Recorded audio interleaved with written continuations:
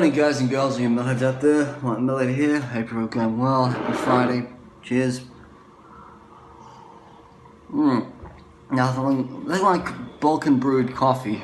One of those like steel, pots you put the coffee in. 2 scoops, hot water over the stove. Just gotta keep an eye on it so it doesn't overflow. I learned that the hard way when I was in Serbia. So I've been home now for 2 weeks. 2 long weeks.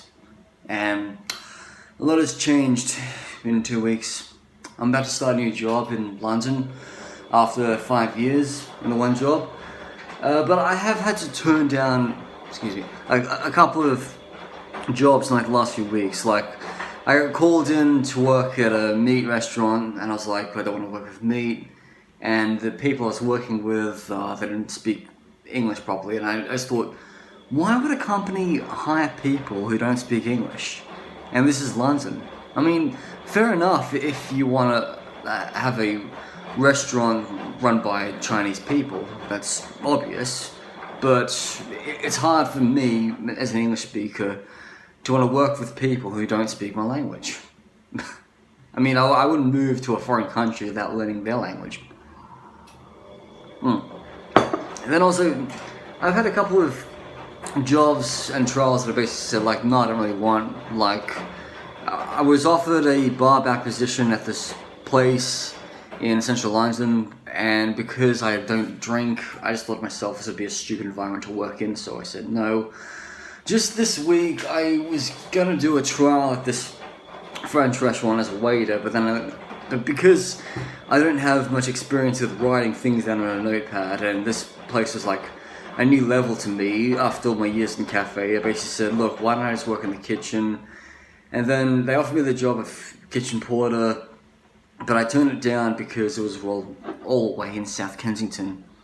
I don't really like travelling to central London because it starts to become expensive once you leave the Zone 2.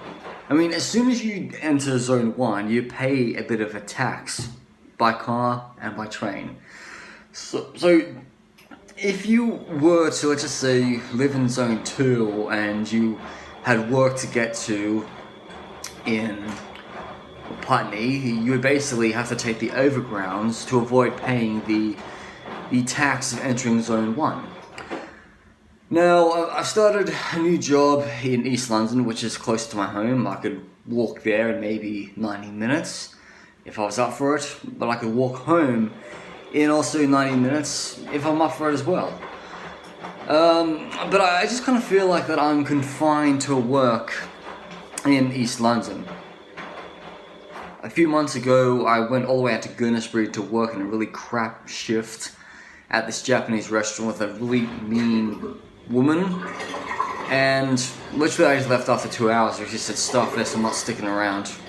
And then recently, before I left for South Africa, I worked at this really bad pub in Aldgate, and the Bengali chefs were rude to me, asking me personal questions about my life, and the stupid thing was they dropped a whole bunch of toothpicks on the floor, and instead of putting them in the bin, they picked them up and they used them again.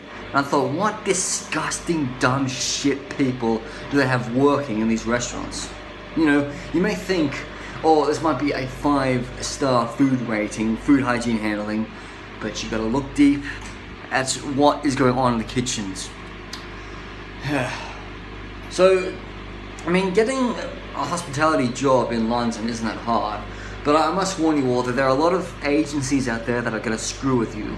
Agencies which would be like, okay, you have to be a kitchen porter, you have to go to this place, this place, this place, and this place every damn day. You know, it's not nice for me to have to go, well, one day I gotta work in South Kensington, the next day I gotta work in Putney, the next day I gotta work at Shepherd's Bush, the next day I gotta work at Acton. It's too much of my money going into transport. I mean, for somebody who lives in Zone 2, I went all the way out to Bethnal Green for work for the last 5 years. On my last year and a bit in the job, I would only spend £15 a week in transport just to get to Bethnal Green. from where I live in Zone 2. Yeah. But the cost of living crisis hasn't really affected me. But I tell you one thing I kind of find annoying is that I have applied for JSA because I'm currently unemployed right now. I haven't signed my job contract yet. But JSA haven't got back to me. They haven't basically said, oh, you're supposed to come into the office and do this, do that, get your dole payments. And literally, I've made many vlogs in the past. The dole in the United Kingdom is really piss poor. It's only 77 quid a week, and you can't really like live off it. Same goes with universal credits. I think universal credits is a load of shit. So, if you are like me, you're best to get a full-time job. Don't get JSA, don't get universal credit. Just basically, just get a full-time job which pays good. You get at least, if you're an unskilled worker in London, you'll be earning at least over 1,000 quid a month after tax. Decent. Rents in London can go from 400 to 500 to 600 depending on what you're looking at. I mean, this is a shared house. This is like, this place is now 520 a room a month, but it's gonna go up in September. That's why I've got to like move out sometime next year. Yeah.